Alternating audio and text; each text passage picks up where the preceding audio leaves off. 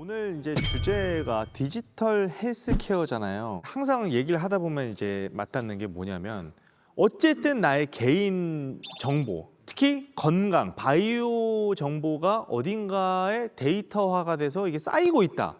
그것에 대한 약간의 찝찝함, 심리적인 위축 이런 것들도 분명히 우리 생각을 해봐야 돼요, 그죠? 사실 저희가 전에 한번 그 데이터 이야기할 때 한번 이야기하기도 했는데요. 개인 정보를 어떻게 할 것이냐의 문제인데 특히 건강 관련 정보들은 개인에게 너무나 민감한 정보라 그래서 저희 건강 검진 데이터도 집으로 올 때는 이렇게 다 각자만 볼 수 있도록 그렇죠, 해서 맞아요. 오잖아요. 많은 대기업들이 이 정보를 정말 가지고 싶어 해요. 왜냐하면 의학 산업이야말로 가장 거대한 산업이거든요. 그러니까 이 개개인이 어떤 병이 있고 이 사람이 지금 현재 어떤 문제가 있는지를 기업들이 안다면 맞춤형으로 벌어낼 돈이 많기 때문에 그래서 이 정보를 어떻게든 얻고 싶어 하는데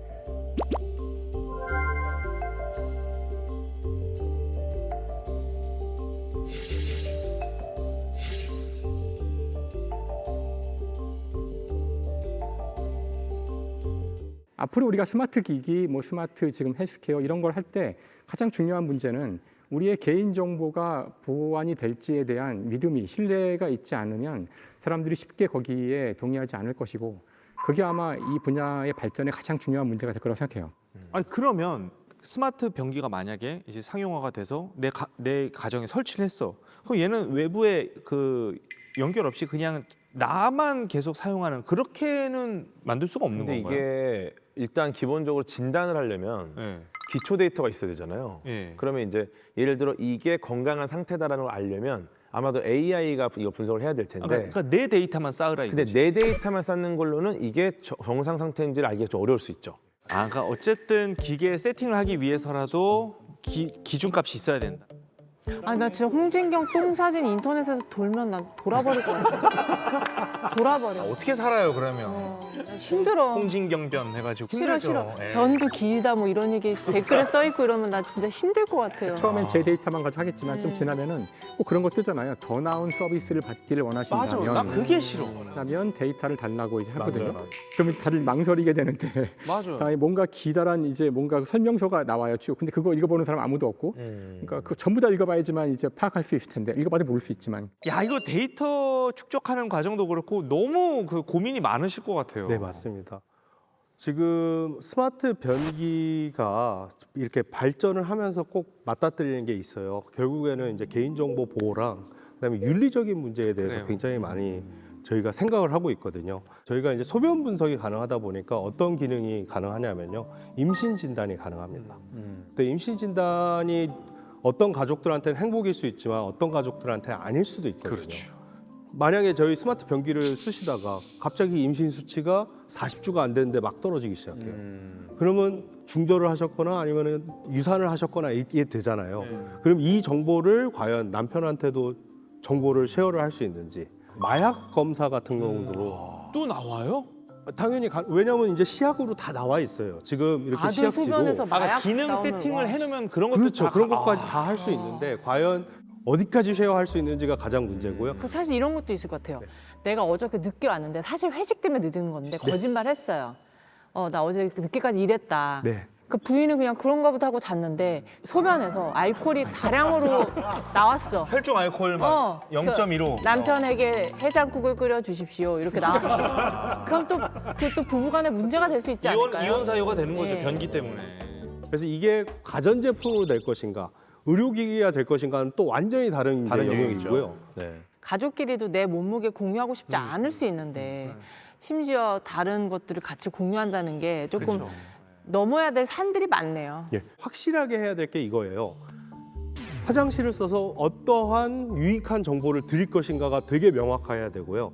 과연 이 화장실을 썼을 때 어떤 해로움이 있을 것인지에 대한 정확한 가이드라인이 있지 않고서야 저희는 절대로 이거를 제품을 낼 수 없다고 저희는 그렇게 생각하고 있습니다. 저는 그 센서가 있고 뭐 스트릿이 나오고 요 사진 보여주셨을 때는 거의 다 왔구나. 이제 조만간 이거 우리 집 안방에도 설치되겠구나라고 생각을 했는데 기술적으로도 그렇고 윤리적으로도 그렇고 아직 헤쳐나가야 될 부분이 많네요. 네. 스마트 변기뿐만 아니고 디지털 헬스 전반에 그런 문제가 다 있다고 그렇죠. 보시면 됩니다. 아. 왜냐하면 빅브라더 같거든요. 솔직히 조지 오웰의 나오는 빅브라더가 그냥 건강 정보만 다 본다고 보시면 돼요. 근데 과연 그 빅브라더를 저희는 수용할 것인가? 고민을 해봐야죠.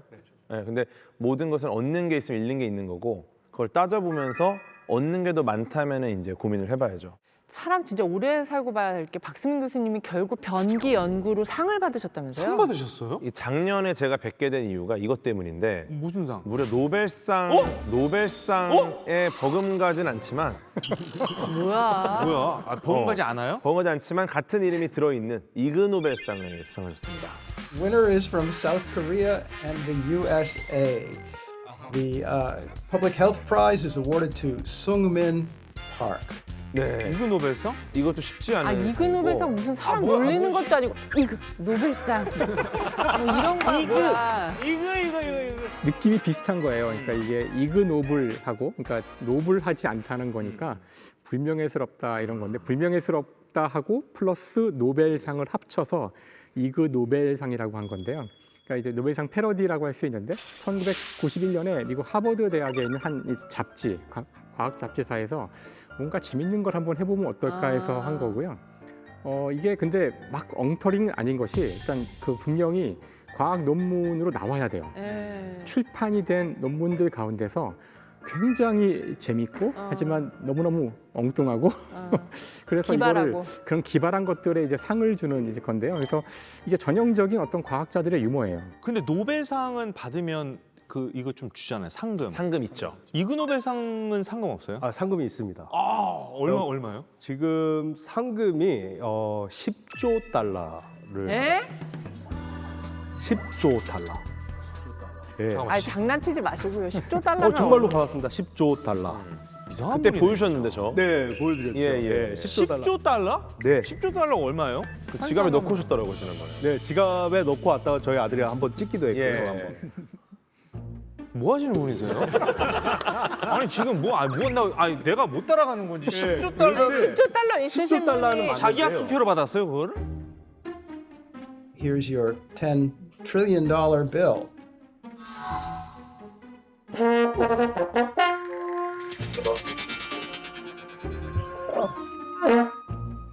요게 이제 미국 달러면 되게 좋았을 건데 미국 달러는 아니고 짐바브웨 달러입니다. 짐바브웨 달러. 예. 짐바브웨 달러로 짐바브웨 10조 달러. 달러면 얼마예요?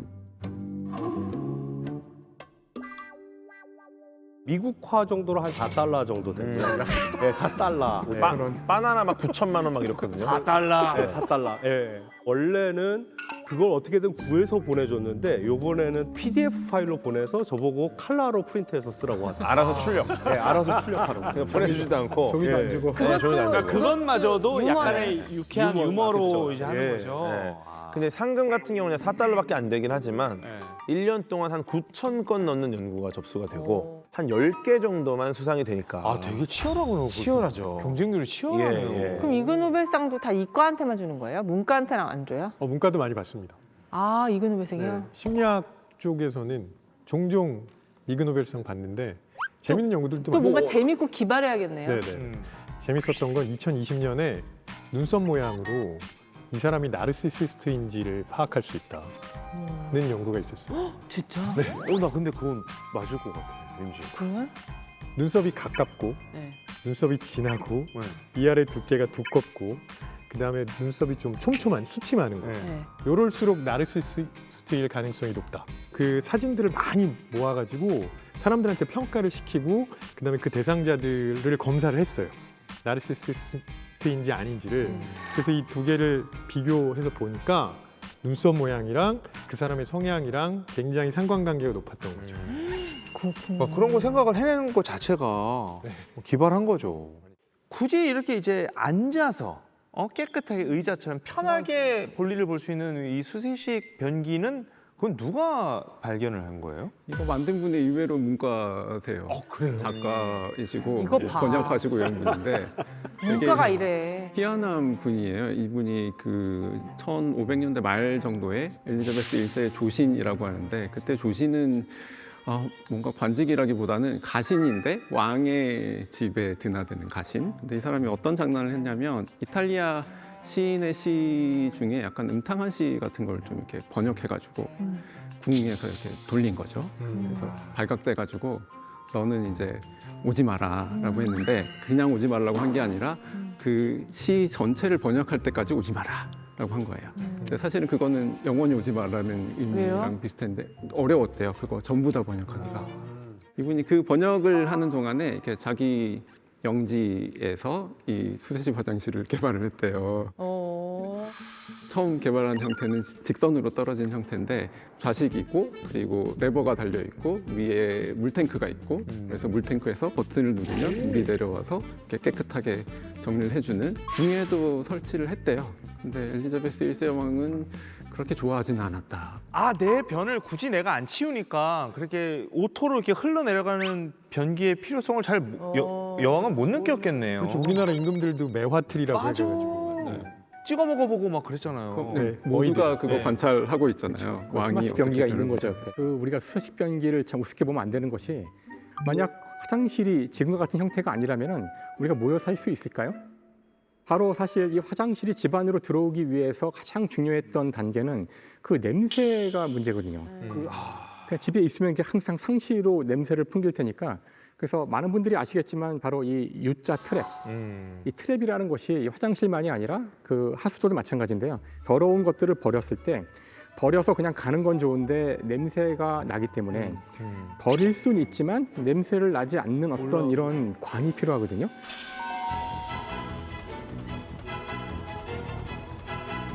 근데 아주 간단한 아이디어가 있으면 된다는 거였죠. 바로 U자형 트랩이라고 해서 이렇게 아마 그 여러분 집에 있는 세면기를 보시면 밑에 이렇게 관이 일자로 되어 있지 않고 이렇게 U자로 되어 있는 걸 보실 텐데 네. 그러니까 거기가 이제 물이 흘렀을 때 물이 항상 일정 부분 U자 부분에 고여 있기 때문에 냄새는 못 올라오고 네. 하지만 더러운 물은 빠지게 되는 구조인데 이것이 이제 화장실도 마찬가지거든요. 수세식 변소도 마찬가지고 그래서 우리가 의외로 이런 간단한 장치인 것 같지만 이게 아니었다면 현재 우리의 이 현대 문명은 없다. 그러니까 우리가 에디슨 이름만 기억할 게 아니야.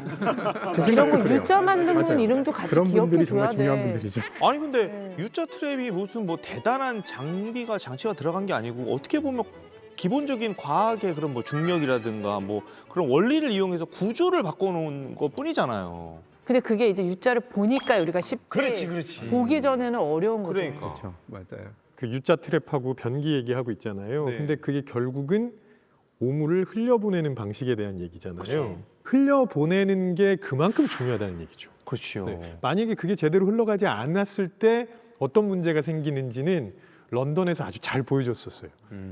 네, 그때 이제 그레이 스팅크라는 게 있었는데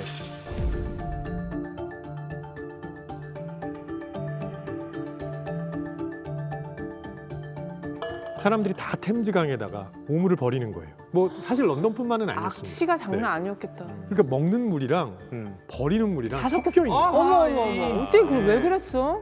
1858년에 그레이 스팅크가 발생을 하면서 사람들이 아 이거 진짜 큰 문제구나. 그럼요. 그래서 런던시에서 아 이거는 그대로 둬선 안 되겠다. 그래서 엔지니어 한 명을 고용합니다. 이 사람 이름이 조셉 바잘젯이었는데 네. 이 사람이 그때 하수도를 만드는 프로젝트를 합니다. 예. 큰일 했네. 하수도. 오물이 흘러갈 수 있는 통로를 따로 만들어준 거죠. 지금 기준으로 한 4천억 정도가 투입됐고 그때는 벽돌을 쌓았어야 됐거든요. 벽돌 개수가 3억 개가 넘었어요. 어허. 이거 엄청난 작업이었죠. 그래서 이렇게 하수도를 새로 만든 덕분에 템즈강의 오물 문제가 좀 해결이 되고 런던 인구가 2배 이상 증가하는. 하수도 만들어 가지고 네, 하수도 깨끗하니까. 네. 그래서 그 전근대 시대에 쓰인 그 글들을 보면은 사람들이 숲을 막 이제 헤매고 다니다가 도시가 있는 거를 이제 알게 되는 이유가 냄새가 난대요. 도시가 풍기는 악취가 멀리까지 퍼지기 그렇죠. 때문에 그 냄새를 맡으면 아 저기 파리가 있구나 그리고 이제 글로 간다는 거예요. 그만큼 하수 장치 이런 것이 없던 시대에는 온 세상이 냄새로 악취로 가득한 세상이었던 거죠. 아마 우리 돌아가면 아마 못 살 거예요. 그 당시로 돌아가면은. 머리가 그렇죠. 아팠겠다. 머리가 두통 올 것 같아요. 진짜 요즘은 웬만한 뭐 사물과 장소 앞에 다 이제 스마트라는 단어를 붙이는 시대를 살고 있는데 아 오늘 교수님 덕분에 변기 앞에도 저희가 스마트라는 말을 붙여봅니다. 가설을 좀 증명을 해볼까요? 가설이 뭐였죠? 확인해 보죠. 건강검진 매일 집에서 받는다. 가설에 대한 얘기를 하자면 건강검진 매일 집에서 받는다. 저는 가능해질 수 있다고 보고요. 이걸 향해 가고 있고 우리를 자세히 알면 알수록 더 정밀해져요. 그렇기 때문에 이 데이터를 아는 게 중요하고 이걸 모으는 게 중요하다 보니까 결국은 이제 완전히 특화돼서 개인화된 뭐 온디바이스 AI처럼 어디도 나갈 수 없는 딱 로컬 데이터로만 활용되느냐, 아니면은 결국은 해결해야 될 거는 미래에는 뭐 블록체인 기반의 그런 암호화가 굉장히 중요해지지 않을까. 보안이 정말 강력해진다면은 굉장히 일상이 될 수도 있지 않을까라는 기대를 해봅니다. 저는 그 공동체의 입장에서는 어떻게 이걸 받아들일까 하는 것도 좀 고민을 했으면 좋겠어요. 그러니까 이런 기술이 있을 때 누가 혜택을 받게 할 건가?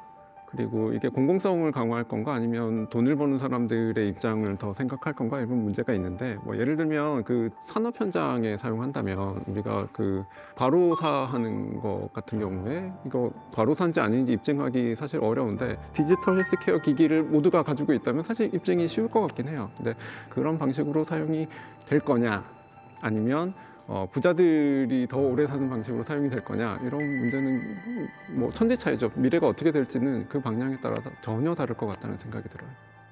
결국은 이 문제는 이제 과학기술의 문제가 아니고 이제 우리가 과연 기업과 그러니까 권력에 대해서 신뢰할 수 있는지 이제 이런 문제거든요. 정치의 문제이기도 하고요. 아직은 우리가 그것을 충분히 신뢰할 만한 상황이 아니라고 생각해요.